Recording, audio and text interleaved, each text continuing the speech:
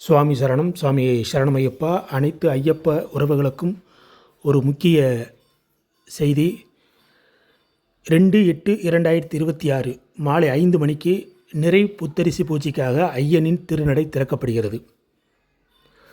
இந்த காலகட்டத்தில் சபரிமலைக்கு செல்லக்கூடிய ஐயப்ப பக்தர்கள் தற்போது கேரளாவில் சபரிமலை சுற்றி உள்ள பகுதிகளில் பலத்த மழை பெய்து வருகிறது.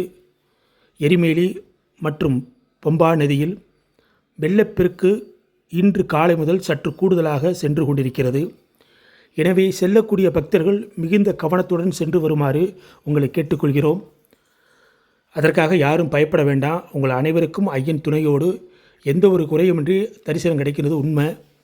இருந்தபோதிலும் பம்பாவில் குளிக்கும் போதோ எரிமேலியில் குளிக்கும் பொழுதோ கவனத்துடன் நீங்கள் செயல்பட வேண்டும் என்பதற்காக தான் இது ஒரு பதிவு. அதனால் யாரும் பயப்பட வேண்டாம். பகவான் துணையோடு உங்களுக்கு ஐயனின் தரிசனம் கிடைக்கும். சென்று வரக்கூடிய பக்தர்கள் இதை கவனத்தில் கொண்டு உங்களுக்கு தேவையான பொருட்களை நீங்கள் தயார் செய்து கொண்டு செல்லுமாறு கேட்டுக்கொள்கிறோம். சுவாமி சரணம். சுவாமி சரணம் ஐயப்பா.